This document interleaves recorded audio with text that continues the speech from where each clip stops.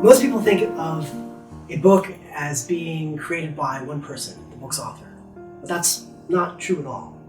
And in the case of Ulysses, it was created not just by James Joyce, but by many women who inspired Joyce, who supported him, who gave him the means to write his book, who published his book, who publicized it, and who made it what it is. Several women were essential to the creation of this book. Nora Barnacle, Harriet Weaver, Sylvia Beach, Adrienne Monnier. All of these women were crucial to the creation of Ulysses. If they didn't exist, if they weren't supporting Joyce, Ulysses would not be the book that it is today. Sylvia Beach arrived in Paris before World War I. She was self-taught. She had insatiable curiosity. She loved to read. Everyone was going over to Europe in 1916. She found Paris, that magical city that everyone talks about and writes about, where people from all over the world were gathering to talk about art and to create art and to talk about literature. So I think Sylvia was very much of her generation and also very drawn to that myth of Paris as a place that you could go to have a sort of bigger and bolder and more intellectually dynamic life than you might have in America. And she had already met Adrienne Monnier and started to fall in love. Sylvia didn't immediately know that she wanted a bookshop. She knew that she loved reading and that she wanted to do something of cultural importance, something that would allow her to connect France and America. Adrienne, I think, really convinced her that the right thing to do was to do it through book selling and to do it across the street from Adrienne's own bookstore. Bonjour, ma chérie. It was busy this morning. 4 new members signed up. C'est très bien, Sylvia. That your clientele continues to grow. 3 busy hours. You hungry for some roast chicken? We better eat quickly before they come back. Your specialty. Adrian, you always feed me so well. Avec plaisir, ma chérie. Joyce wrote to his brother Stanislaus Joyce in 1906 that he had this idea to rewrite the Odyssey in the modern day world for a short story that he would add on to his short story collection, Dubliners. But he doesn't seem to have made any progress until about 1915 in the Swiss city of Locarno, having left Trieste because of World War I. And that's where he would do a great deal of the writing of Ulysses. While it's set in 1904, it is being written beginning in 1914, but a great deal written after the outbreak of the First World War and also after the 1916 rebellion. So that Joyce is actually writing at a time of huge change in Europe and in Ireland. And he's being very, very careful, not to put in references to this. So how's the old literary pursuit, me man of letters?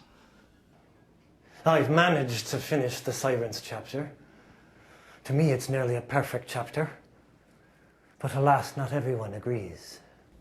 And from where comes the criticism? From the American editor, Mr. Ezra Pound.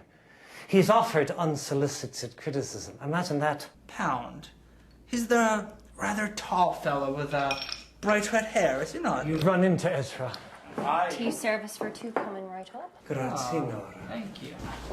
Sit up. Tell me, James, what criticism has Pound delivered? Pound suggests that I enhance a central character, Stephen Telemachus, and make him the hero instead of Bloom. What? That's a major change. Oh, wasn't done with that. What? That's a major change, is it not? That's not all. Pound had trouble with the end of the chapter and the obsession Bloom can't seem to avoid. What is Pound's opinion worth? He's influential with new writers. But as far as I'm concerned, there's no difference between what Pound considers subjective editing and plain old censorship. James Joyce had an absolute obsession with challenging censorship. And growing up as he did in a late Victorian city, Dublin, he had reached a point where he just saw so many things happening that were not allowed to be talked about. The way women were treated in the society, or things to do with sexuality, or things to do with the British Empire. He just saw these things and he was like, why can't we talk about these things? James Joyce, when he was younger, speaking to his brother, thought of himself as transubstantiating the bread of everyday life. And so that's a pretty good guide for what Joyce wanted to do with his writing. He wanted to take ordinary things and make them extraordinary. With Ulysses in particular, he described his book as the epic of the human body. Everything that the human body does, the way it sweats, the way it defecates, urinates, masturbation, death, birth, all of those things were crucial to Joyce, and he wanted to bring them alive in Ulysses. Joyce was such an innovative writer that it's hard to pinpoint a single technique for which he's best known. I think we have to look at them all as a kind of panoply of innovations. And of course, some of them were innovations that he borrowed from other people and put to new uses, like interior monologue, which he borrowed from Edouard Dujardin, a 19th century French writer. Nora Barnacle said that she wasn't Molly Bloom because Molly Bloom was much fatter. And there are wonderful letters from Nora Barnacle where it's clear that she doesn't use punctuation. And of course, that for any writer to see what that could look like if you expanded it, if you put it into a literary mode as opposed to an epistolary mode, if you moved it from a sort of woman who hasn't benefited from great education, and if you moved it from that idea of loss or lack, if you moved it into a sense of plenty, that the voice without punctuation would have a great deal of expression or power, is then as a blueprint suggests, for example, that a woman might speak uninterrupted in the new country, as Molly Bloom does in Ulysses. Why are you so restless today, Jim? Let me think. Yes, I've worked hard all morning. If you call slugging about all day working. You've written a lot today, then? No, 2 sentences. That is good. You write like a painter, I suspect. Choosing your words with intense care, like a painter selects his colors. Mr. Bodgen, enough. Paint. Well, I was just thinking about my wife's latest shameful insult, so I can't get comfortable. Why are you revisiting last night in front of Mr. Bodgen? Some people were over at our flat last night and we were talking about Irish wit and humour. And Nora asks me if we have a book in the house with wit and humour in it. We don't. She tells me in front of everyone, the day I managed to find such a book, she'd like to read a page or 2. You would. This is why I'll never marry. Who'd want to marry me anyway? Oh, you best not talk about marriage in this house, Mr. Bodgen. Why not? James will burst into flames. He's married to you, ain't he? I'm the devil. I think parody is probably the most spectacular technique. He also liked to do a kind of blank parody, which critics have come to call pastiche. That is to say, a form of parody that isn't about making fun of the thing that it's reproducing, but just sort of reproducing it and making it do new things in new contexts. Harriet Shaw Weaver was a feminist activist in Britain who was acquainted with Pound and through Pound became an advocate for Joyce's work. Harriet Weaver was going all over London trying to find a printer to print a portrait of the artist as a young man. By the time Ulysses came around, her support was primarily financial. Joyce and the Joyce family were not well off. Joyce made a living by giving English lessons until the money from Harriet Shaw Weaver enabled him to quit teaching and be able to write. Look at you scribbling away. Do you ever have something nice to say to me? James, nobody's nicer to you than me. Postal delivery's arrived. Did I receive the letter I've been waiting for? A letter came from England. Because he had some reliable source of income, he didn't have to spend his time teaching English as a foreign language or resorting to journalism or doing something else to make ends meet. He could devote all of his time to Ulysses, and he made sure that she knew that he was devoting all of his time to Ulysses. Harriet Shaw Weaver was absolutely a visionary. She had an idea of what she thought literature should do in the world, and she saw in a writer like James Joyce someone who was achieving those ends. Harriet Shaw Weaver begins in journalism with the free woman, which then rapidly becomes the new free woman, which then rapidly becomes the egoist. I think really Weaver began to get a sense of Joyce's genius as she published Portrait. She really had the opportunity to read that book very slowly and very carefully, and to understand what was stylistically compelling and thematically important in Portrait. She really believes in Joyce's genius and thinks that he is an author worthy of sustained support. She and Joyce began to correspond quite regularly, and she became a sounding board for him and a confidant for him, and gave him various kinds of support for several years. She was looking for a way to do something with her money that would be opposed to the capitalist systems that she thought were corrupt. When she saw someone like James Joyce who could act out in ways that she couldn't, she loved it. That's part of the appeal. She's very traditional in a lot of ways, but in her thinking, she was on the cusp of early 20th century thought, clearly. If we're trying to understand why Joyce was allied with these women like Sylvia Beach and Harriet Weaver and Margaret Anderson, it's because the sort of radical side of the feminist movement was also interested in things like free speech and free love and birth control. You see how they were drawn together under this banner of anti-censorship. Weaver wants to publish Ulysses in The Egoist at the same time as Anderson and Heap are publishing Ulysses in The Little Review. Unfortunately, she runs into difficulties with British printers who are just not prepared to print the text. I think she only manages to publish about 3 different chapters of Ulysses in The Egoist. Blasphemy.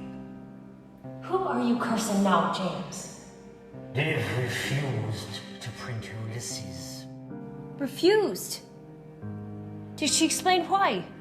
The typesetter, likely an uneducated one, called my verse obscene. Will you keep writing books no one can understand, James?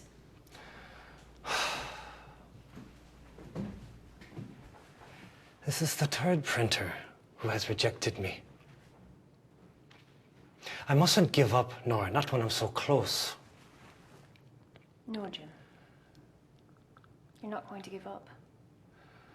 If I can't find someone to commit to printing my work, I'll have to give up writing altogether and rely solely on what I collect from teaching. I'd rather die, Nora.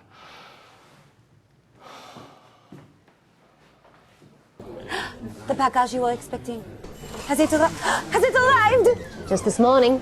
I can always count on Mother to send me the books that I need. Oh, you are lucky to have a reliable resource in America.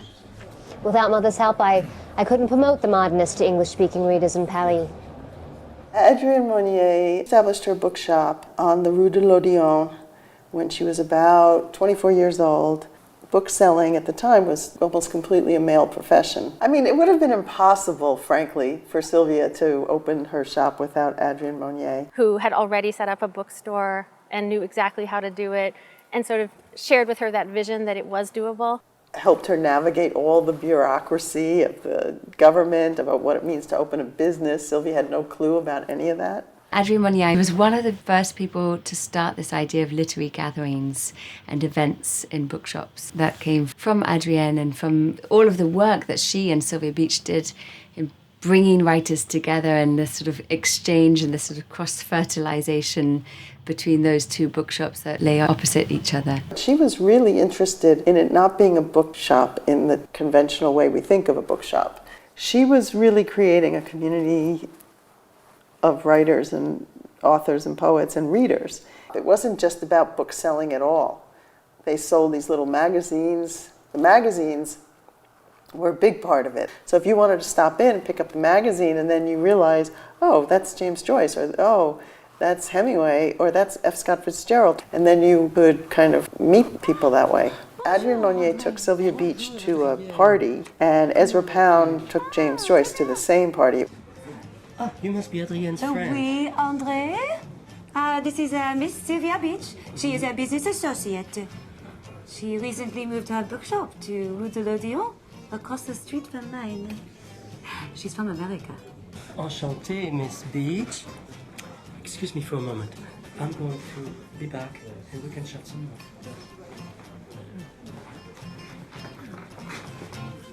Did you notice Ezra Pound over there, Adrienne?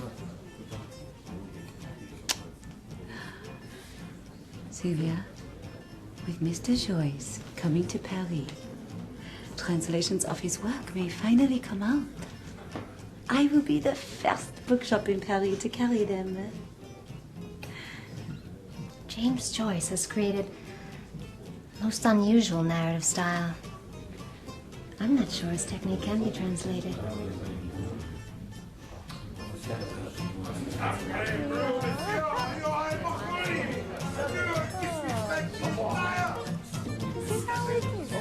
It's a lot of excitement and a lot of energy. That's where she met James Joyce, when she was introduced to him. I would like to introduce you to someone who speaks your language, Miss Sylvia Beach. Pleasure to make your acquaintance, Miss Beach. Hello and welcome to Paris. So have you managed to learn their language, Miss Beach? I happen to learn French at, shall we say, a younger stage in life. How's the flat? Ah, you wouldn't believe it. The building reminds me of Dublin. I must move you at once. Well, as with fiction. May I interrupt for a moment? Madame? To thank our lovely host for the delicious coq au vin we have been served. Monsieur Spear. Yes, oui. Yes. There you go, old boy. Oh, yes, that we can do that. But first, let me... She knew who he was already. She had read Portrait of the Artist as a young man. She was really taken with him. She thought he was a genius.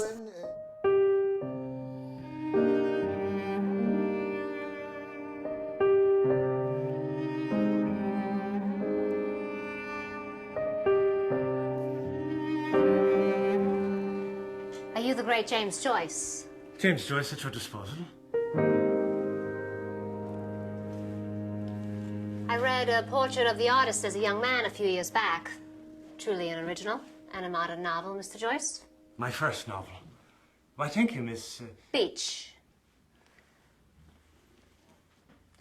You're new to Paris, are you not, Mr. Joyce? Just arrived. More writers arrive every week. Are you a writer, Miss Beach? I'm in the book business. How so? I run a bookshop where we lend English language books and journals to our members. What is the name of your library? It is called Shakespeare and Company. You've selected a name that is simply delightful. It came to me one day. You say your books are primarily in English? Exclusively.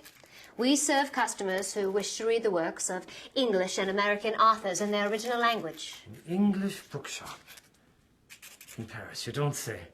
The first publication of Ulysses anywhere, in any form, was in the March 1918 issue of The Little Review, edited by Margaret Anderson and Jane Heap, with Ezra Pound as foreign editor. I think that's important that Jane Heap and Margaret Anderson did set it up as a book of great literary value by publishing it in the Little Review.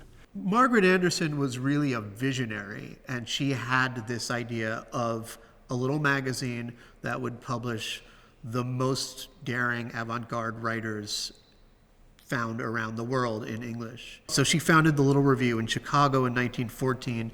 Chapter by chapter, that's how Ulysses appeared over 2.5 years, from March of 1918 through fall of 1920. Several of these issues were confiscated by the post office.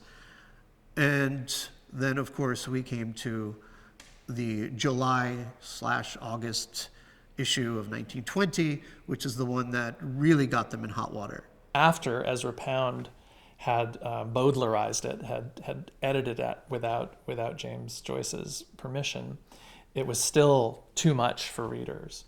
And the book is full of these moments of kind of candor about the human body, about digestion and about defecation and urination, and certainly about sex and sexuality. One of the things that startled readers at the time was how Ulysses seemed to try to incorporate all styles, right? Instead of being narrated by a single narrator from a single perspective, each chapter seemed to be doing something completely different.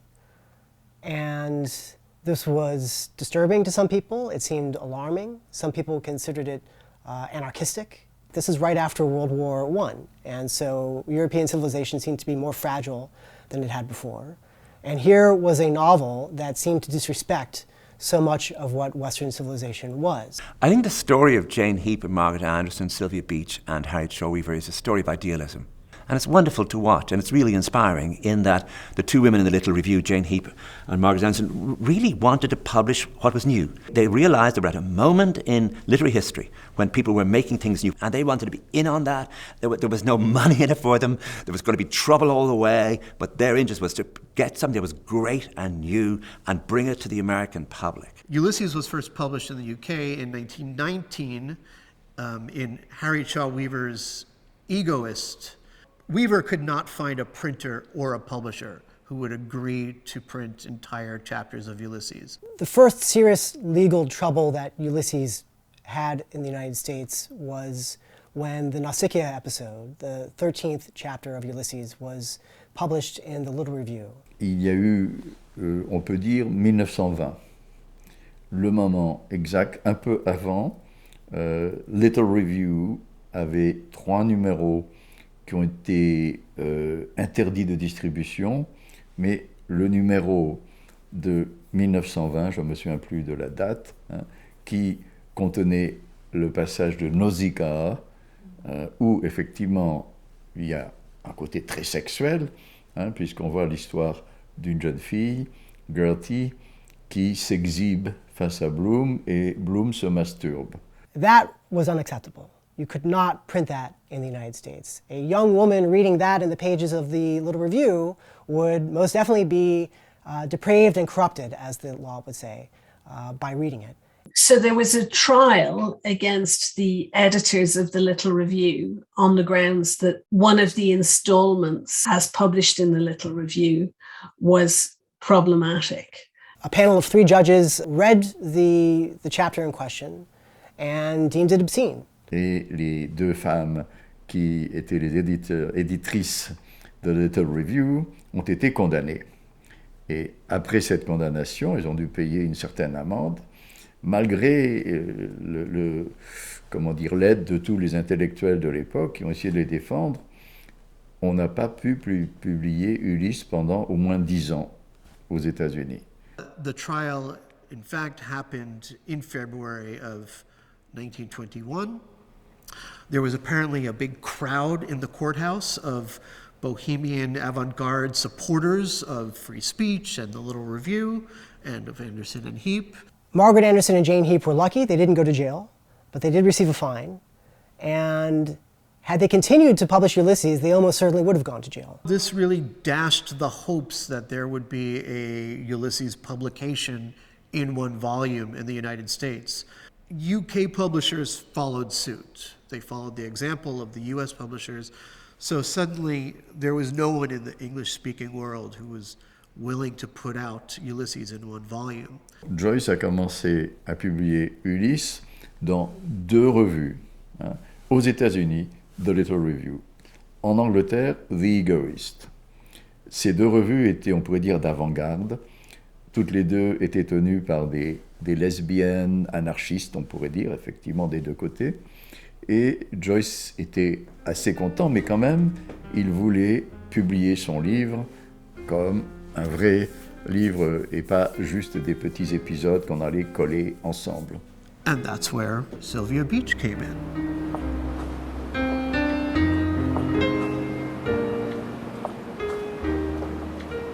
Sylvia, what's on your mind at the moment?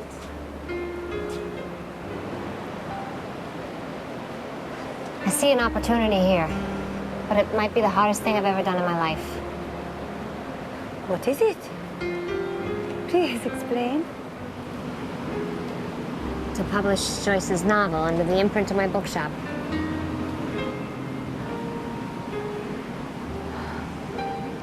Sylvia. You are the ideal person to do this. I believe you will succeed at this endeavor.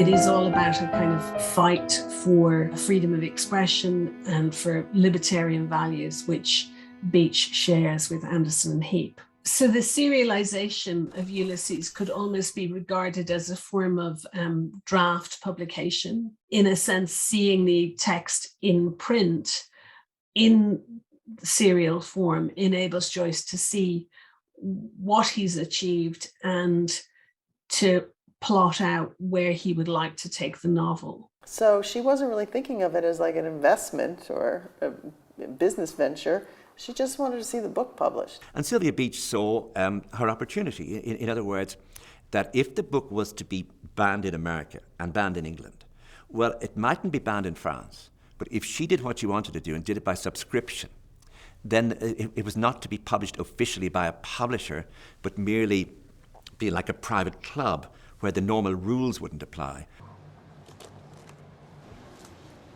Will you borrow a book today or a journal, Mr. Joyce? I think I'll look for another book. Can you cash a third-party check for 500 francs? May I see it?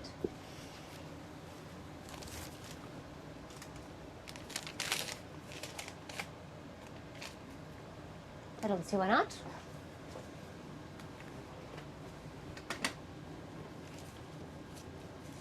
Un, deux, trois, quatre, cinq. The left bank. How are you proceeding in your work on Ulysses, Mr. Joyce? Lately, I've been a little too anxious to work, but I think Paris will be good for me.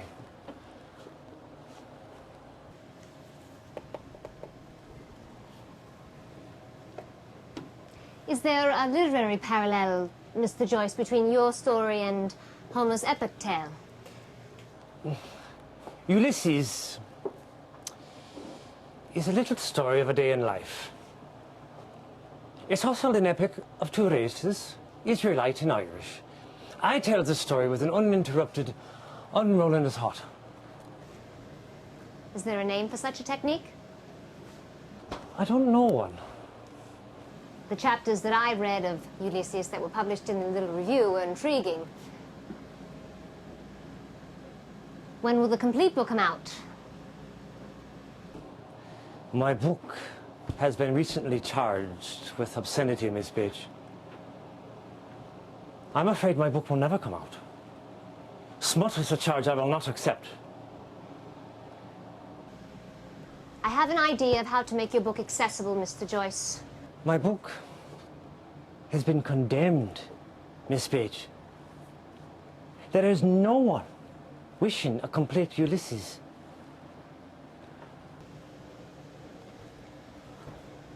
Would you let Shakespeare and Company have the honor of bringing out your Ulysses?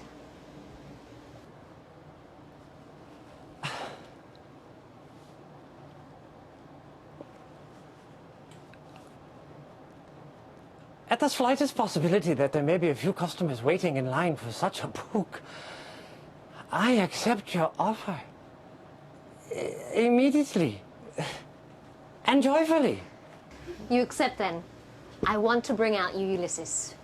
In my work, I have gotten to know an excellent printer who I have recommended to Sylvia, Mr. Joyce. It would be my honor, Mr. Joyce, to publish a novel like none I've ever known. When Joyce came to her and told her that his work had hit a wall and it wasn't going to be able to be published in America or Britain, the answer, yes, just bubbled out of her.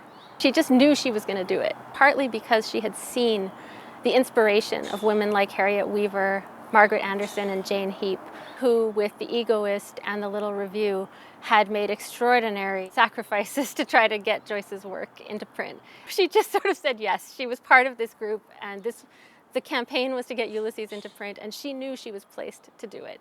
She really had only just started her own bookshop in November 1919.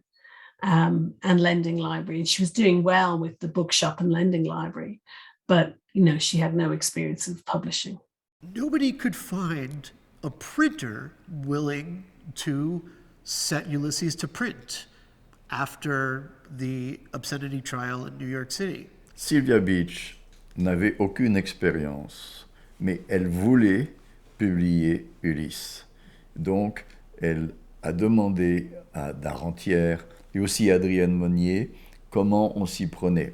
Part of the problem with publishing a book that's challenging the standards of the day is that the people who are legally liable aren't just the booksellers or the publishers, but it's also the printers. So even if you're willing to publish a book, you still have to find a printer to print it. French printers didn't know what they were printing. That was the idea, in addition to the fact that that's where Sylvia Beach was, of course, as Shakespeare and Company was in Paris. So they got this printer, Darentière, and often he didn't know what he was looking at. They were just symbols that had no meaning. J'ai parlé avec deux imprimeurs qui étaient très vieux, très âgés, qui d'ailleurs l'un est mort peu de temps après, et l'un et l'autre avaient imprimé Ulysse. Et donc, ils me disaient c'était la première fois pour eux. Et ils étaient considérés comme des protes, P-R-O-T, ce qui veut dire imprimeurs de prestige, hein, les premiers. Et ils me disaient en même temps que ce n'était pas plus difficile que de composer des textes en grec sans savoir le grec.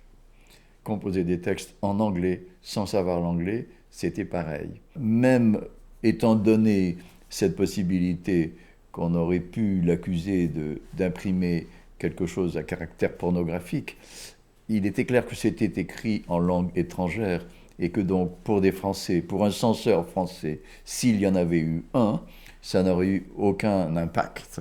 C'est pour ça que Darentière ne prenait aucun risque. Over the course of revising the book and even correcting proofs, Joyce added much more and made the book much more complex. I think something like a third of the book was written as part of the proofs editing process. His eyesight was not great. He was working with printers who could only read French and couldn't read English.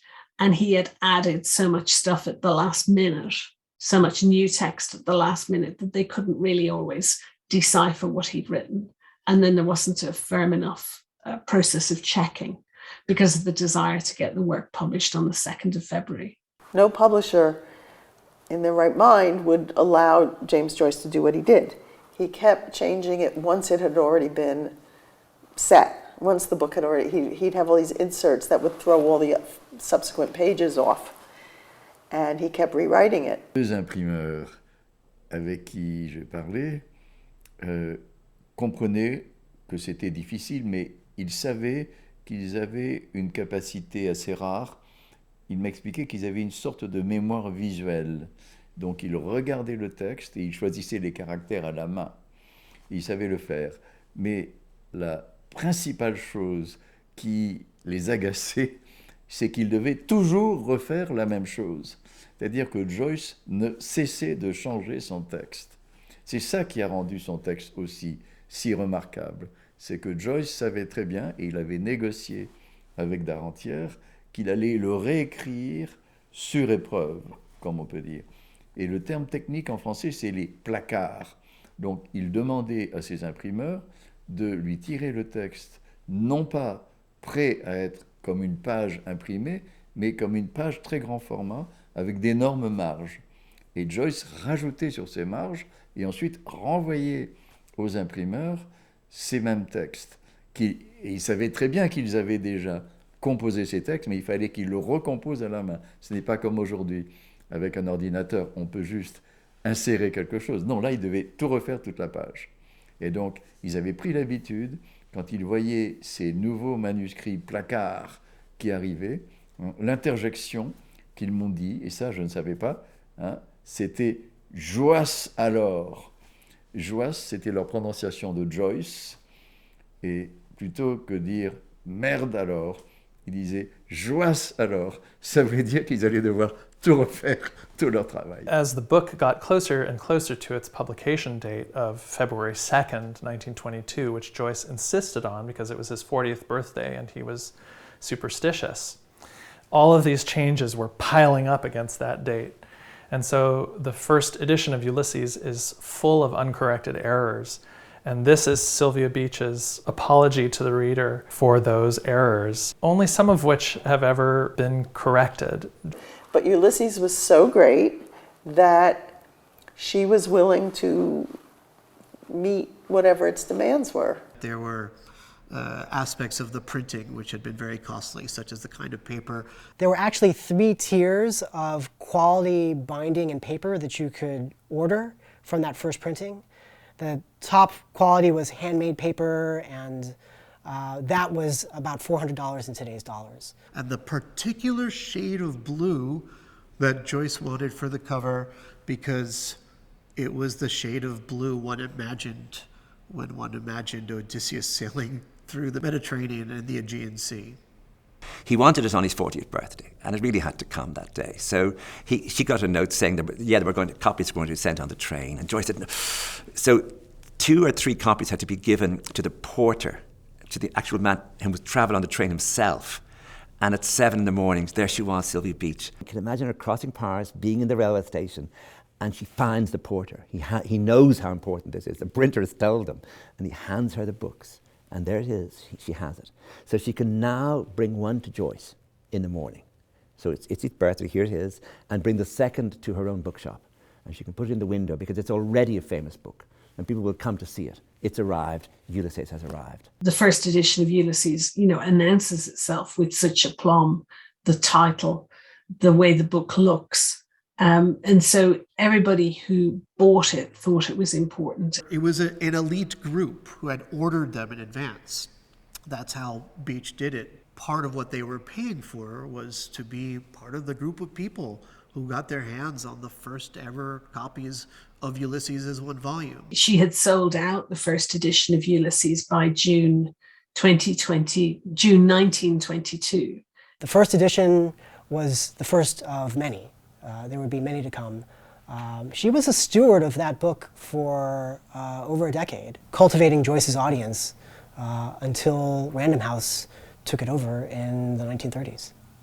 In certain ways, Ulysses, one could say, benefited from its obscenity status in the early days. It made the book hard to get a hold of, and therefore particularly valuable to readers who wanted to know what all the fuss was about. In a sense, Ulysses didn't initially need rescuing from obscenity. Its obscenity was sort of working for the book. At some point, customs officials were realizing that what was coming through the mail from this particular address was a copy of a book that was obscene, and they were taking it upon themselves to simply seize the copies.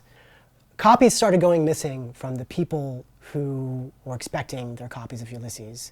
She realized that they were being seized, and she had to find another way to get it into people's hands. One way was to smuggle it, and it was Ernest Hemingway who helped smuggle copies of Ulysses into the United States from Canada. But of course, if your aim is for a book to really enter into the bloodstream of a culture rather than to be read by elites who are able to get a hold of a contraband copy of that book, you need for it to be published by a mainstream publisher, and therefore for its obscenity status to be revoked. And this is what happens in 1934 in a lawsuit called the United States v. One book called Ulysses. Many witnesses are called to attest to the book's quality, to its non-obscenity, and eventually that obscenity verdict is overturned, and Random House is able to publish the first authorized edition of Ulysses in the US. James Joyce turned around and got a nice hefty fee for it, but he didn't share any of that with Sylvia. And instead of demanding that he share some of it with Sylvia or recoup some of her expenses or whatever, she called him up and released him from any obligation. She was so angry, she'd just rather never speak to him again. Joyceans like to talk about Ulysses as an epic and also as a kind of encyclopedia, which was one of the ways that Joyce described it. In other words, Ulysses is a book that is trying to provide a kind of exhaustive portrait of its society and what that society knows. Part of Ulysses is imagining a sort of new country as dictated by the book itself, that the book itself, in its openness, in the way it suggested that a very interesting, sensuous Jewish man would be at the very centre of a great Irish book. And that in itself is a political statement. But also Bloom's response to the world, his response to modernity. He's interested in advertising, he's interested in machinery, he's interested in social improvement. I hold that one of the reasons Joyce is motivated to make this big statement is that at the time that he's writing Ulysses, World War is coming to be one of the ways that people understand their place in the world, that nations define themselves, that all members of a society are connected. And Ulysses, being, I think, a deeply anti-war book, wants to give us an alternative portrait to a whole society, to the one that war is painting. After you read Ulysses, a lot of writers got the sense that I can do anything. That if Joyce can write a novel like this, and if a novel like this is legal, is permissible, can be bought and sold and published in the United States, in the UK, and around the world, then I can write a book of my own. Henry Miller was liberated by Ulysses. Vladimir Nabokov said quite clearly that Lolita would not have been published were it not for Ulysses and for the legalization of Ulysses. But also I think the burning questions of now, the questions to do with gender, with the male gaze, with appropriation, with colonialism, all of those matters are really at the very center of Ulysses. So that the book is our contemporary. I mean, it may be set in 1904, it may have been written 100 years ago, but those questions of now, the questions that burn now, are the questions that are really entertained and dramatized in the book. I think Joyce also deserves credit for including one of the first major characters in Western literature to have a transgender fantasy. After midnight in a brothel, Leopold Bloom turns into a woman and is fisted by a brothel madam in front of others and then sold off as a sex slave. That's remarkable. So the book is just very widely celebrated internationally. It's a really, stable kind of object of study in English departments all over the world.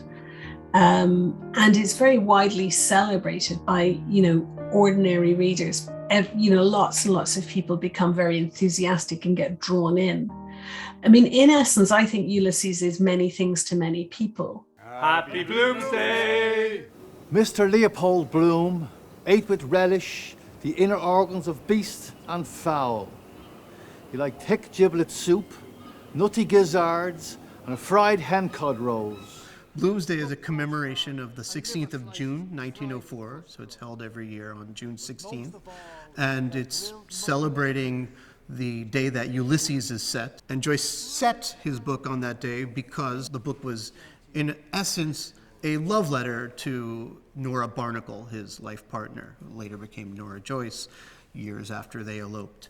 I've been to Bloomsday celebrations in Hungary, in France, in England, and they range from the very festive and kind of silly with period dress and turn-of-the-century cosplaying, to very stately kind of gatherings where a scholar will give an address, Ulysses analysis or Joyce analysis.